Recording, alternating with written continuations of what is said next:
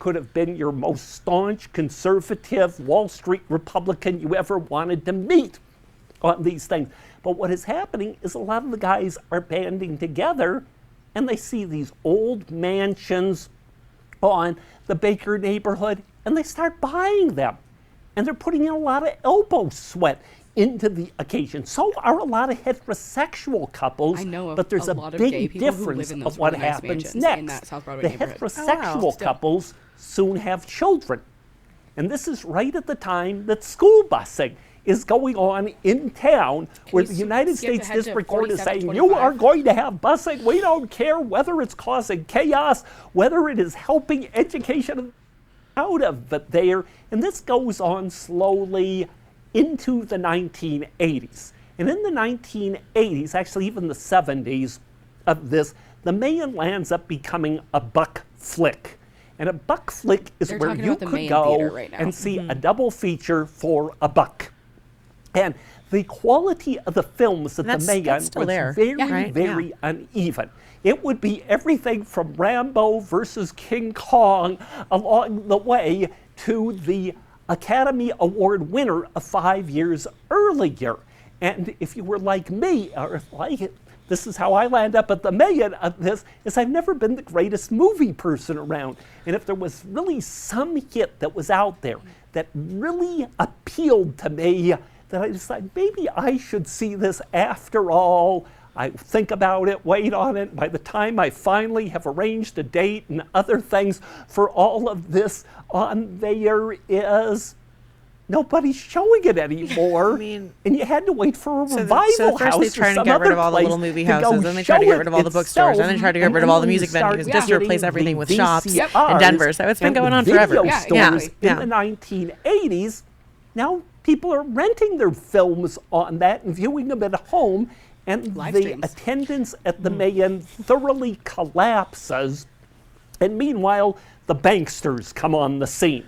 And in this case, for years, there has been a bank off at the northeast corner of First Avenue and Broadway, and the bankers behind that decide, why do we need a movie theater here? Instead of having a movie theater here, we can go and get the place and turn it into a fancy shopping arcade called the Shops at the Mayan of this. And they are all set to totally wreck the Mayan Theater until a citizens group that is just absolutely sick of the vandalism, the destruction, and all of this is being existing movie houses around town, other places called the Friends of the Mayan, led by a great woman, Chris Citron, launches war on the owners of the bank, other such things on that. And amidst all of this, the Denver Broncos get involved. And what happens at this time is Patrick Boland, then the owner of the Denver Broncos, can you go to 51 minutes? Has been getting some very, very bad press. Wint Clinton Weber is a lawyer who is a very successful lawyer. And part of the reason that he's a very successful lawyer is he's a showman.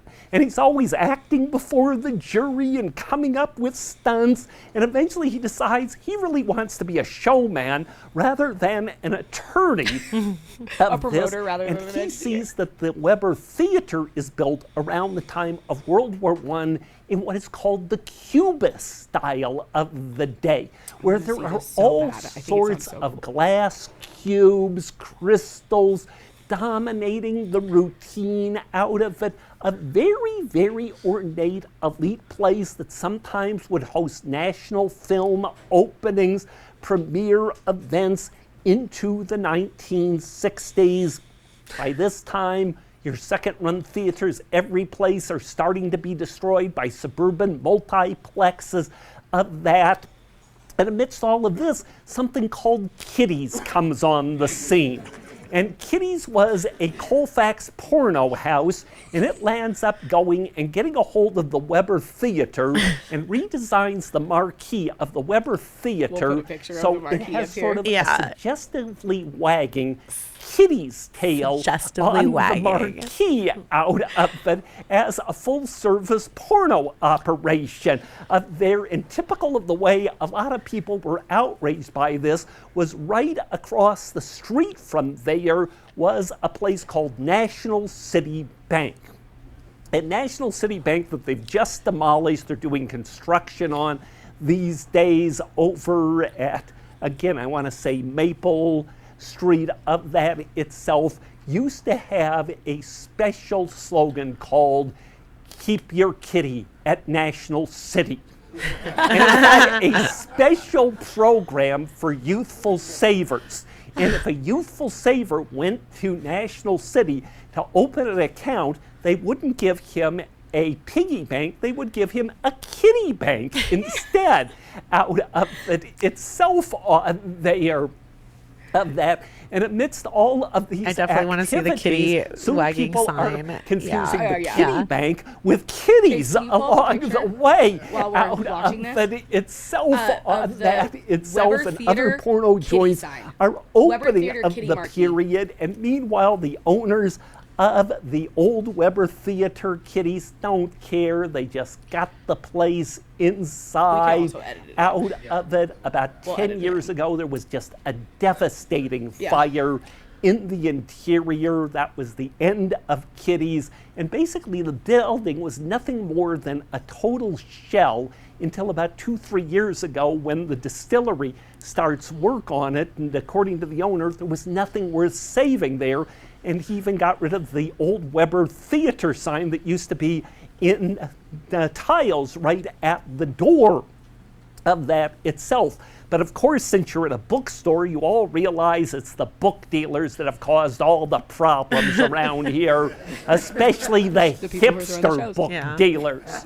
And where we are right now is the ground zero of the hipster book dealers of Denver.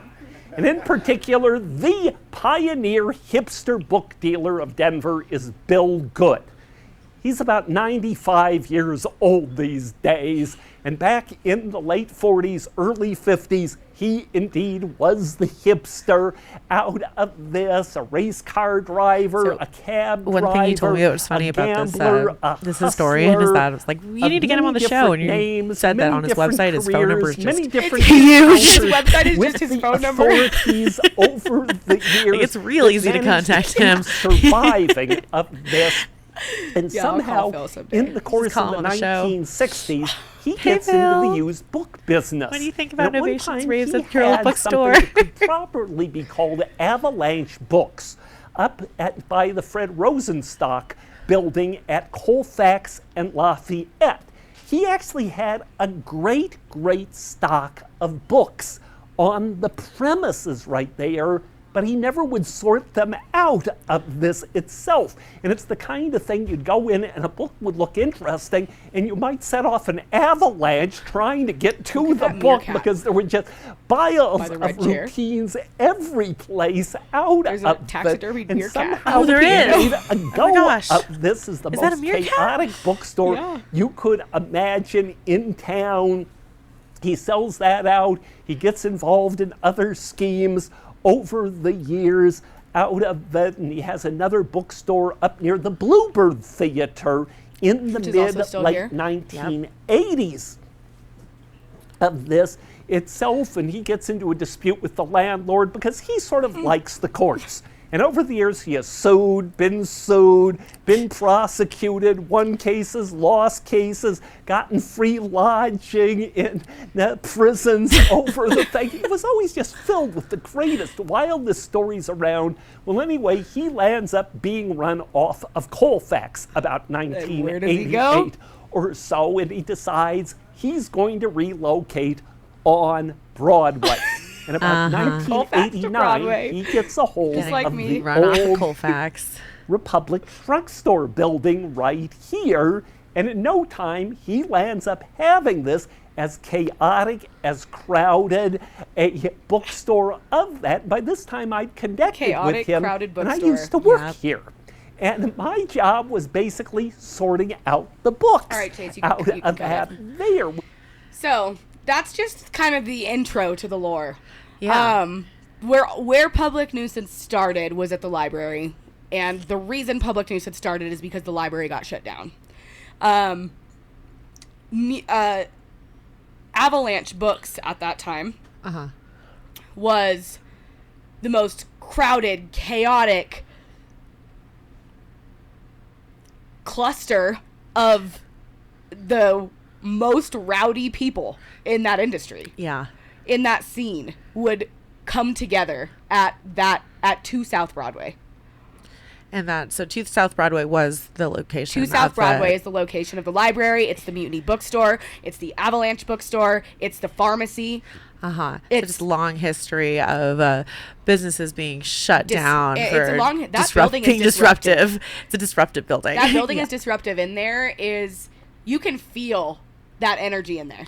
Wow. That makes me curious about the history of all these other underground venues around Denver. And because Denver, I mean, it's an old city. Yeah. So knowing that there's so much history behind where you guys were throwing your parties, especially history that's so closely related to the mission and the theme, it seems a little bit magical. It meant to be. Yeah. It absolutely does. So that's really all I wanted to show you from that today. But I hope that kind of grasps your attention. I love this guy. He's fantastic. Oh, I already have... we need to call him. Yeah. Okay, we'll call him when we leave. Okay. I already have some of his books reserved at the Denver Public Library to pick up. So I'm really excited I want to read all of his. I wonder if he knows how to DJ. Everyone's a DJ. Right? Everyone's a DJ? Not you. Not yet. Thank you. Yeah. Yes. Well, no, not ever. But anyway, okay. Well, let's wrap it up there. But again, I just want to thank you for coming on today, and I'm so excited to keep throwing parties with you. And why don't you plug Anais Sasha a little bit? Oh yeah. So first off, DenverTechno.com is where you'll find all of our tickets for shows. For my personal page on Instagram, you can find me at Anais, ANAIS __ Sasha. Cool. Yep. Got some really big stuff coming up. So follow us on my Instagram and also the at Denver Techno Instagram. And we'll see you on the dance floor. We'll see you on the dance floor.